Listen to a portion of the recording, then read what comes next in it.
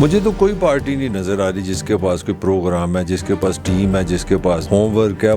इमरान खान बड़ा बनते थे जनाब इनकलाबी, तो 4 तो उसने फिनेंस मिनिस्टर बदले थे। 16 महीने में जो पीपल्स पार्टी और नून ने किया वो भी आपके सामने है। इशार तो मेरे ख्याल में इलेक्शन से भी मुझे नहीं लगता कि कोई हालात बड़े नॉर्मल हो जाएंगे या बड़ा कोई पाकिस्तान बदल जाएगा। जमहूरियत में इस तरह कोई इख्तलाफ या अपनी राय देने का ये मतलब नहीं है कि इलेक्शन नहीं होंगे। 75 साल से हम इस्तेकाम पाकिस्तान की किताबें पढ़ते हैं, इस्तेकाम और कभी हुआ नहीं। अस्सलाम वालेकुम, मैं हूँ आपका होस्ट अब्दुर्रहमान मिर्ज़ा।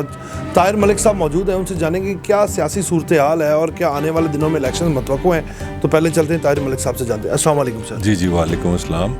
सर, क्या लगता है आपको कि आने वाले दिनों में 8 फरवरी जो इंतखाबात की तारीख दी गई है, क्या इलेक्शन हो जाएंगे? देखें, ये तो रियासी इदारों का फैसला होता है, मगर जो कॉमन सेंस है और जो थोड़ी बहुत मेरे पास इंफॉर्मेशन है अभी तक, जब आप इंटरव्यू कर रहे हैं इलेक्शन 8 को ही हो रहे हैं। और पाकिस्तान के 2 जो मोस्ट पावरफुल लोग हैं उसमें आर्मी चीफ होते हैं, आपके चीफ जस्टिस हाई कोर्ट अपना सुप्रीम कोर्ट होते हैं। दोनों रिकॉर्ड मौजूद है कि जी इलेक्शन होंगे। सुप्रीम कोर्ट तो कहती है कि आप डिस्कस ही नहीं कर सकते डिले। तो मेरे ख्याल में मुझे कोई शक नहीं है कि इलेक्शन हर सूरत 8 को ही होंगे। अभी तक की जो अंदर से खबरें हैं, जो इतलात हैं हम जर्नलिस्टों के पास, उसके मुताबिक 8 को इलेक्शन हो रहे हैं। शाहिद खाकान अब्बासी एक प्रोग्राम में कह रहे थे कि अगर 8 फरवरी को इंतखाबात नहीं होते तो मुल्क में इंतशार फैलने का खदशा है। तो क्या वाकई ऐसा हो सकता है? वो देखें, हर बंदे की एक राय है। इंतशार तो मेरे ख्याल में इलेक्शन से भी मुझे नहीं लगता कि कोई हालात बड़े नॉर्मल हो जाएंगे या बड़ा कोई पाकिस्तान बदल जाएगा, क्योंकि एक कंडीशन हमारी अच्छी नहीं है। काफ़ी वाले से, माशी वाले से भी अच्छी नहीं है, सियासी वाले से भी अच्छी नहीं है, समाजी वाले से भी अच्छी नहीं है, वैसे भी मायूसी है। तो मेरा ख्याल है पाकिस्तान के हालात भी इतने आसान नहीं है कि कोई किसी के पास कोई ऐसा जादू कि अगर आप इलेक्शन करा लें तो कि पाकिस्तान में कोई मिरेकल हो जाएगा। मेरा ख्याल है पाकिस्तान को बड़ी एक डिफ़िकल्ट टाइम है, और डिफ़िकल्ट टाइम से आप यकदम डिफ़िकल्टी में जाते भी नहीं और यकदम आप डिफ़िकल्टी से निकलते भी नहीं। तो इट्स डिफ़िकल्ट टाइम्स। सर, आपने देखा कि सेनेट में भारी अक्सरियत में करारदाद मंजूर हुई है, उस करारदाद को आप कैसे देख रहे हैं? मेरा नहीं ख्याल इतनी बारी, वो तो एक कोरम ही पूरा नहीं था और वो एक लॉजिकल बात है। देखें, हर MNAs या जो सेनेटर साहब थे, दिलावर साहब है, उनका एरिया, क्योंकि आप इस वक्त क्योंकि पंजाब में बैठे हैं, हमें इतनी समझ नहीं है कि वेदर क्या होता है और वेदर -5 से मतलब क्या है, बर्फ़ से मतलब क्या है। और ये पाकिस्तान में कोई कनाडा तो है नहीं है, क्योंकि लोगों के घरों में भी हीट है, गाड़ी भी है।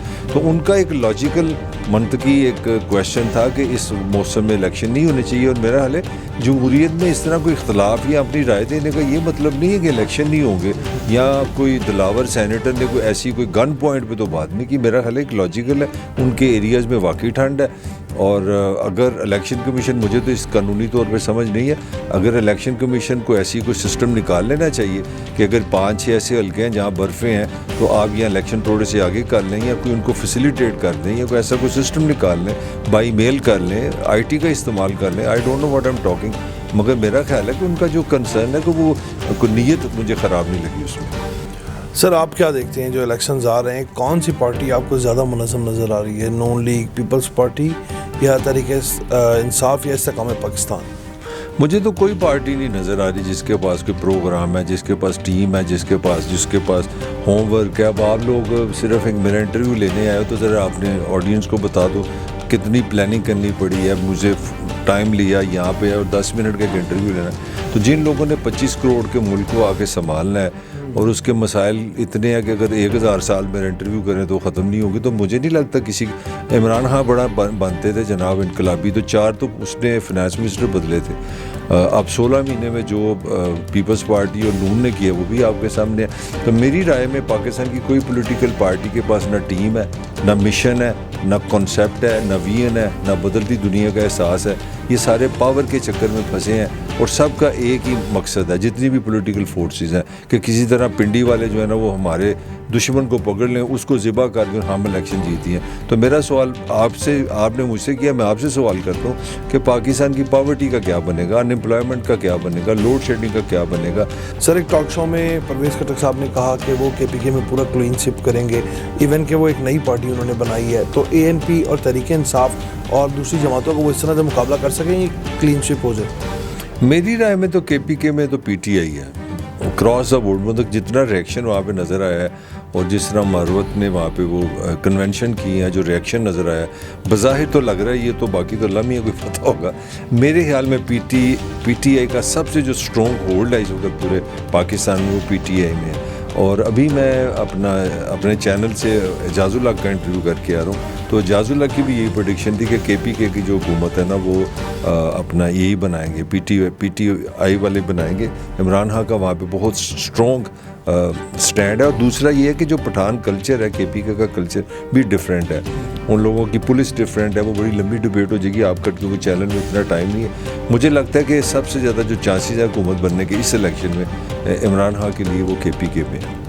सर, आप इस्तेकाम पाकिस्तान को कैसे देखते हैं? एक नई जमात बनी और बड़ी तेज़ी से लोगों ने उसमें शमूलियत भी की, सियासी जो कारकुनान थे, रहनुमा थे, उन लोगों ने। तो आपको क्या लगता है कि जनरल इलेक्शन में इस्तेकाम पाकिस्तान अपनी जगह कहाँ बनाएगी? इस्तेकाम पाकिस्तान इतने ही है जितना पाकिस्तान का इस्तेकाम है, क्योंकि 75 साल से हम इस्तेकाम पाकिस्तान की किताबें पढ़ते हैं, इस्तेकाम और कभी हुआ नहीं। आधा मुल्क भी टूट गया, कभी अपना फाइनेंशियल क्राइसिस आ जाता है, कभी ज़लज़ला आ जाता है, कभी कोरोना आ जाता है, कभी खानी बीमारी है नहीं। तो मेरा लिए वो पार्टी बिल्कुल आइडियल, नाम उन्होंने बहुत अच्छा रखा है। जिस तरह का इस्तेकाम पाकिस्तान है उस तरह की पार्टी है। बाकी वो मेरा इंतज़ार कर रहे हैं किसी का कि अगर वो कोई रूहानी किस्म की क़ुव्वत, कोई ताकत उनको मिल जाएगी तो उनको सीटें कुछ मिल जाएंगी। मगर आपको मैं ये खबर दे रहा हूँ कि नवाज़ शरीफ अकड़ में है। नवाज़ शरीफ ने उनको वो उस तरह नहीं रिस्पॉन्स कर रहा जिस तरह उनका ख्याल था। और अब वहाँ पर ये बहस चल रही है कि अगर हमने 4-5 सीटें लेनी थी, एडजस्टमेंट करनी थी पाकिस्तान नवाज शरीफ के साथ, तो इतनी लंबी स्ट्रगल इमरान को छोड़ा, इतनी प्रेस कॉन्फ्रेंसेस हुई, ये सारी इसलिए हुई हैं कि 5 या 4 सीटों पे जाके कोई नेगोशिएशन चली है, 10 MPA टाइप है। तो मेरा हाल है कि इस्तेकाम पाकिस्तान की सिचुएशन बड़ी डिफ़िकल्ट है इस वक्त। बहुत शुक्रिया आपका सर।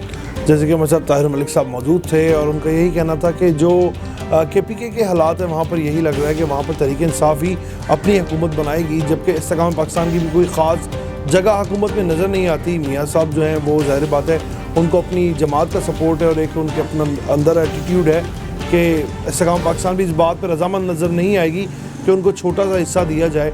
तो ये तमाम तो जो सूरत हाल थी, जो आने वाला वक्त है, इलेक्शंस क्या होंगे या नहीं होंगे वो तो अल्लाह की ज़ात ही जानती है, लेकिन हम लोग खाली एक अपनी पेशगोई कर सकते हैं। इसी के साथ अब अपने मेज़बान को इजाज़त दें, आपसे फिर मुलाकात होगी एक नए प्रोग्राम के साथ। तब तक के लिए अल्लाह ने की बात।